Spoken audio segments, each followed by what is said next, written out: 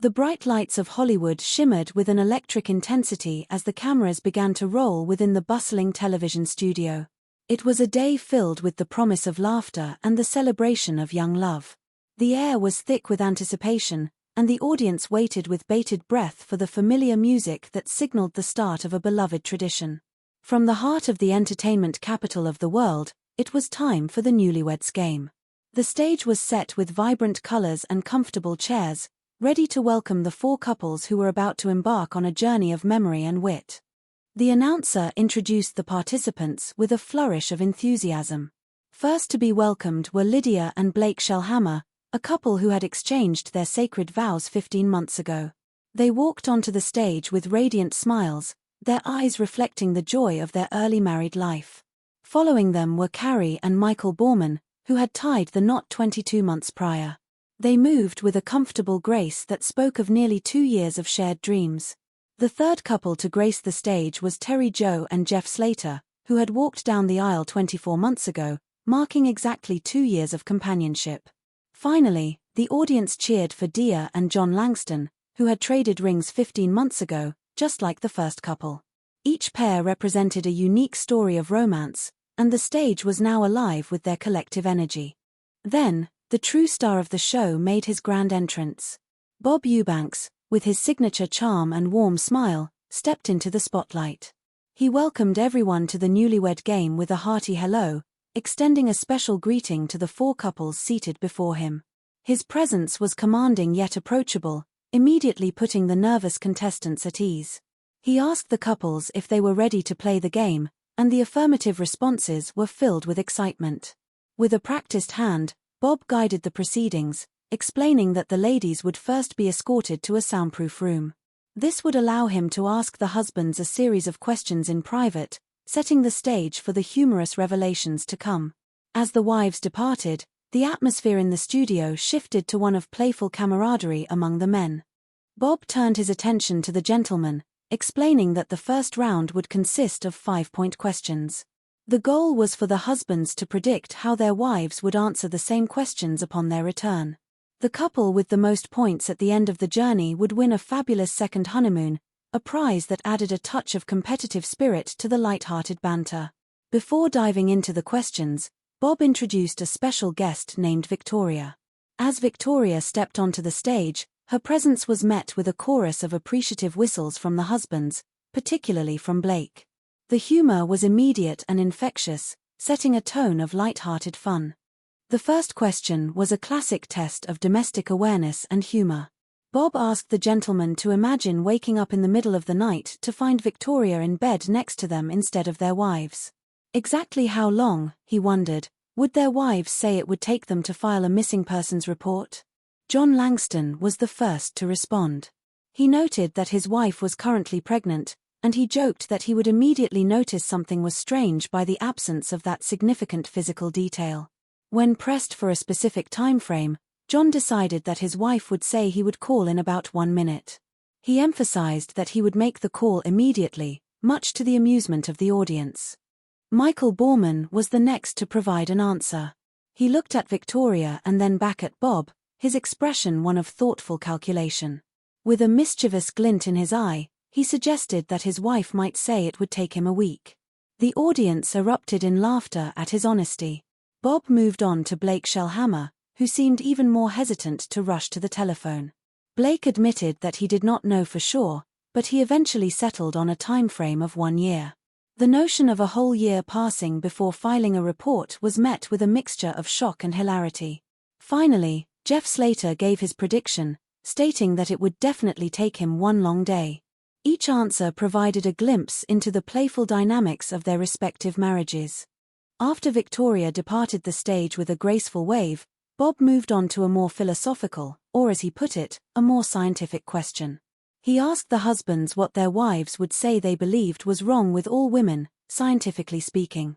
Michael Borman seemed momentarily perplexed by the question, repeating it back to Bob in an attempt to find the right words. Eventually, he settled on the idea that women nag too much. He phrased it with a scientific air, much to the amusement of the host. Blake Shellhammer tried to approach the question with a more analytical mind, mentioning the differences between the right brain and the left brain. However, he quickly admitted that he truly did not have a clue. When pushed for a definite answer, he suggested that women were too uptight. Jeff Slater took a different approach, suggesting that the problem with women was that they think too much. He advised that they should simply go with the flow and not overanalyze everything. John Langston offered the final perspective on this scientific inquiry, stating that women were simply too bossy. He stood by his answer with a confident nod, even as Bob reminded him of his earlier promise to file a missing persons report in just 1 minute. The contrast between his loyalty and his critique was a highlight of the round. The final question of the 5-point round focused on the more romantic aspects of their lives. Bob asked the gentlemen to consider the next time they were serving up an evening of passion. Would their wives say they wished for more spice, more appetizers, or more specials? The responses were varied and reflected the different personalities of the husbands. Blake, Jeff, and Michael all agreed that their wives would want more specials. They seemed to believe that a special occasion required a special effort. John, however, took a different route, predicting that his wife would desire more spice. With the husbands' predictions recorded on their cards, the show took a brief intermission, promising to reunite the newlyweds and see just how well the men had understood their partners. During the break, the excitement in the studio remained high. The audience chatted among themselves, making their own predictions about which couple would emerge victorious. When the show returned, the wives were welcomed back to the stage, their faces filled with curiosity about what their husbands had said in their absence. Bob greeted them warmly and introduced them to Victoria, explaining that her presence had been the catalyst for much of the discussion in the first round. He then posed the missing persons question to the ladies, asking them to predict their husbands' responses. Terry Jo Slater was the first to answer, guessing that Jeff would take 5 minutes to find her. When Bob revealed that Jeff had actually said it would take 1 long day, Terry Jo was visibly surprised, and the audience laughed at the disparity. Lydia Shellhammer was even more optimistic, predicting that Blake would take only 10 seconds. She was shocked and slightly embarrassed when Bob informed her that Blake had predicted it would take an entire year. The playful banter continued as Carrie Borman guessed 1 second, only to find out that Michael had said 1 week. Finally, Dia Langston hoped for a 1-second response, and she was relatively close when it was revealed that John had said 1 minute. The mismatch of expectations provided plenty of laughter and light-hearted tension. The conversation then shifted to the scientific question regarding what was wrong with all women. Lydia suggested that Blake might mention something about physical appearances, specifically mentioning surgical enhancements and how they might affect one's ability to float in a pool. This unexpected and humorous answer led to a candid moment where Lydia admitted she did not have such issues herself. Bob revealed that Blake had actually said women were too uptight. Carrie correctly predicted that Michael would say women nag too much, earning their couple their first 5 points. Dia was also successful, correctly guessing that John would say women were too bossy. Terry Jo, however, missed the mark by suggesting that women do not have their priorities straight, while Jeff had actually said they think too much. The final question of the first round regarding the evening of passion saw further disconnects between the couples. Carrie and Dia both wished for more appetizers, while their husbands had predicted more specials and more spice, respectively. Terry Jo also wanted more appetizers, expressing a desire for something different from the usual routine. She jokingly complained that their romantic life was always the same and somewhat boring, blaming it on Jeff's penchant for watching too much football. Lydia also chose appetizers, explaining that her stressful schedule with work and school meant she needed a little more time to wind up for romance. Despite her choice, Blake had predicted she would want more specials. As the second round began, the husbands were sequestered offstage, and it was the wives' turn to make predictions. These questions were now worth 10 points each, increasing the stakes of the game. Bob asked the ladies whether their husbands would say they were mostly right-handed, left-handed, or ambidextrous when it came to romance. Carrie and Lydia both confidently stated that their husbands were ambidextrous, with Lydia providing a humorous definition of the term as being able to use everything he wants. Terry Jo believed Jeff was left-handed, while Dia stated that John was definitely right-handed, possessing all the right moves. The next question was a bit more provocative, asking the wives to name the last name they had uttered in bed other than their husbands.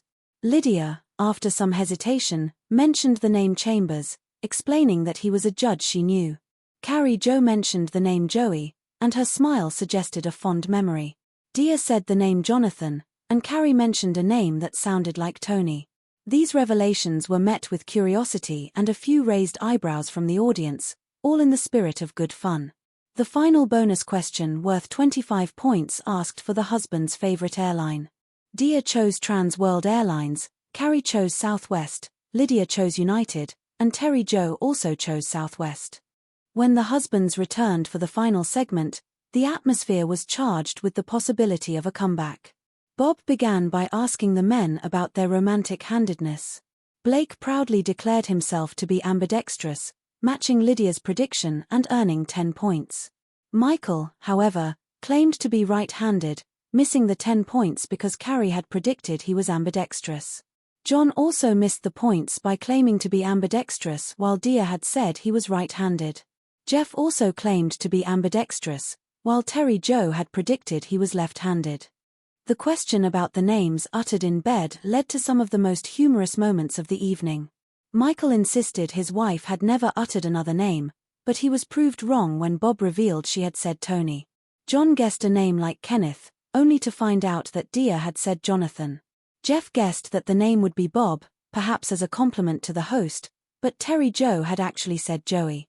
Finally, Blake was stunned to learn that Lydia had said Chambers, which he then realized was indeed the name of a judge they both knew. The game reached its climax with the 25-point bonus question about favorite airlines. This was the final opportunity for the couples to secure the lead and win the grand prize. Jeff and Terry Jo, who had 0 points, correctly matched on Southwest, bringing their total to 25.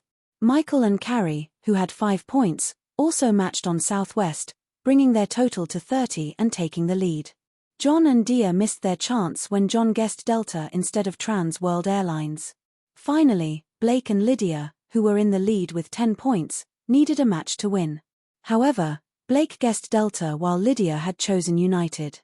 As a result, Michael and Carrie Borman emerged as the grand prize winners of the Newlywed game.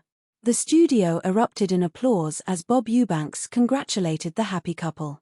They had won a magnificent second honeymoon to the Caribbean, specifically to the Spice Island Beach Resort in Grenada. The description of the luxurious accommodations and the picturesque surroundings filled the room with a sense of wonder and envy. It was a fitting end to a day of laughter, honesty, and the celebration of the enduring bond of marriage. Bob thanked all the couples for their participation and bid the audience a warm farewell, leaving everyone with a smile and a reminder of the joy that comes from sharing life's journey with a loved partner. The lights dimmed, the music faded, but the memories of the day would surely last a lifetime for everyone involved. Through the light-hearted competition, the true essence of partnership had been showcased, proving that even in the midst of a game, the love and understanding between two people are the ultimate prizes. And so, another chapter of the Newlywed Game came to a close in the heart of Hollywood, leaving behind a trail of inspiration and happiness.